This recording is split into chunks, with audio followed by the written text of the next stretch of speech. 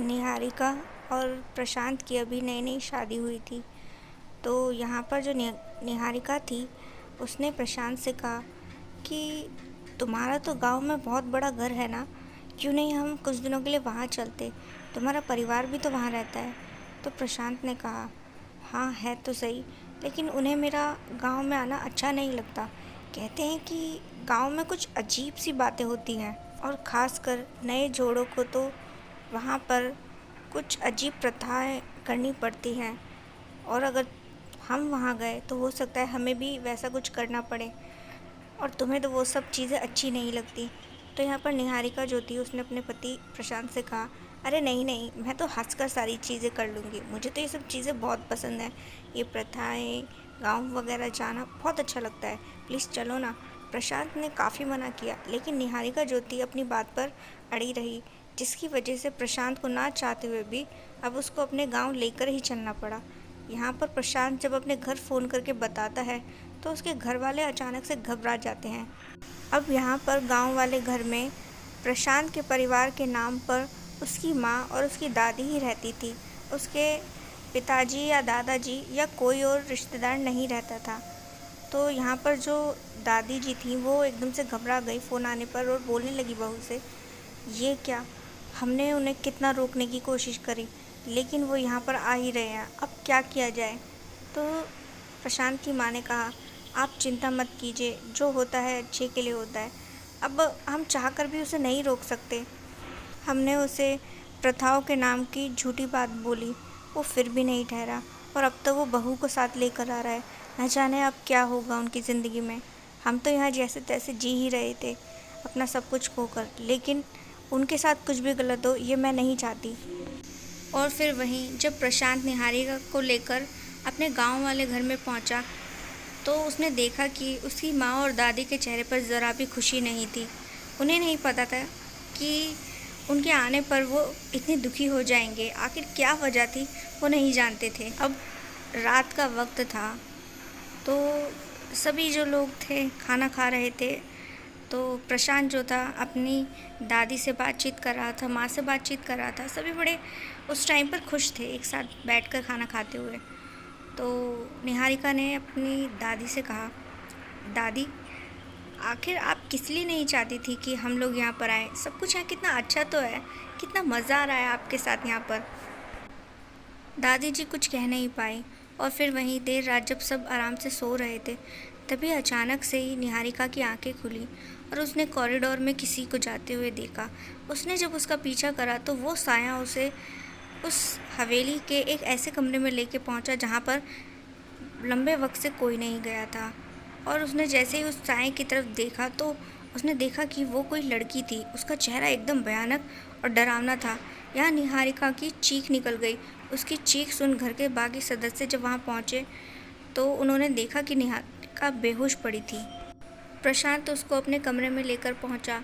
तो यहाँ पर जब उसे होश आया तो सभी ने उससे पूछा कि आखिर वो वहाँ कैसे पहुँची और बेहोश कैसे हुई। तो निहारिका ने सारी बात सच सच बता दी। तो इस पर दादी जी ने कहा, मैं जानती थी वो अभी भी यहीं पर है और वो तुम लोगों को मार देगी, बहुत बुरी है वो। तो यहाँ पर निहारिका और प्रशांत हैरानी से उनकी ओर देखने लगे और पूछने लगे, आखिर वो किसकी बात कर रही हैं। तब दादी जी ने बताया कि बहुत लंबे वक्त पहले जो प्रशांत के चाचा जी थे, वो किसी से प्यार करते थे, और इसी चक्कर में उन्होंने किसी को प्यार का वादा किया, लेकिन ऐन वक्त पर शादी के वक्त धोखा दे दिया, जिसके बाद वो लड़की पानी में कूदकर जान देकर मर गई। उसके मरने के कुछ वक्त बाद ही उसकी आत्मा सभी को दिखाई देने लगी इस हवेली में, और धीरे धीरे करके इस घर के जितने भी आदमी थे वो उसने मौत के घाट उतार दिए। उसी ने उसके चाचा जी, दादाजी और पिताजी को मारा है। निहारिका ने तय किया कि वो अपने पति को वहाँ से लेकर निकल जाएगी, लेकिन ऐसा हो नहीं सका। तेज़ तूफान, तेज़ बारिश के कारण वो वक्त पर वहाँ से नहीं निकल पाए। तब जो था, उसकी दादी ने कहा, अब तो उस आत्मा की शांति के लिए हमें एक हवन करवाना होगा, तभी शायद कुछ हो पाए, नहीं तो आज रात प्रशांत की जान जाएगी, ये तो पक्का है। दादी जी ने अपने पंडित जी को बुलाया, और वो पंडित जब हवेली पहुंचा तो उसने कहा, अच्छा हुआ जो आप लोगों ने मुझे बुला लिया, नहीं तो इस स्कूल का सर्वनाश होने ही वाला था। मैं सब जानता हूँ। आप चिंता मत कीजिए, आज के बाद वो आत्मा कभी किसी को परेशान नहीं करेगी। तभी अचानक से ही एक भयानक हंसी उस हवेली में गूंजने लगी। सब घबरा गए। यहाँ रात का वक्त था, सब बहुत डरे हुए थे। कोई नहीं जानता था कि अगले पल क्या होने वाला है। और यहाँ पर फिर उसके बाद पंडित जी ने जैसे ही हवन शुरू किया, अचानक से ही तेज़ हवाएं चलने लगी। उस हवेली के दरवाजे अपने आप खुल गए और हवेली से बाहर की ओर से ठंडी हवाएं हवेली के अंदर आने लगी, जिसकी वजह से वो जो हवन कुंड था वो बुझने ही वाला था। लेकिन यहाँ पर जो प्रशांत था, किसी तरीके से उसने दरवाजे को बंद किया। तेज़ हवा थी, उसके बावजूद भी उसने पूरी ताकत लगाकर उस दरवाजे को बंद कर ही दिया। पूरा घर जो था उस वक्त हवन कुंड के सामने बैठा हुआ था और पंडित जी हवन कर रहे थे उस बुरी आत्मा की शांति के लिए। लेकिन वो बुरी आत्मा शायद खुद को मुक्त करवाना चाहती ही नहीं थी। वो वहाँ पर आ गई और सबको डराने लगी। लेकिन कोई भी अपनी जगह से उस वक्त खड़ा नहीं हुआ, क्योंकि पंडित जी ने साफ कह दिया था अगर इस वक्त कोई भी यहाँ से उठा तो उसकी जान वो आत्मा ज़रूर लेगी। आत्मा ने बड़ी कोशिश की, लेकिन कोई भी अपनी जगह से हिला नहीं। अब इसके बाद जो था पंडित जी ज़ोरों से मंत्र उच्चारण करने लगे। उस आत्मा को बेचैनी महसूस होने लगी।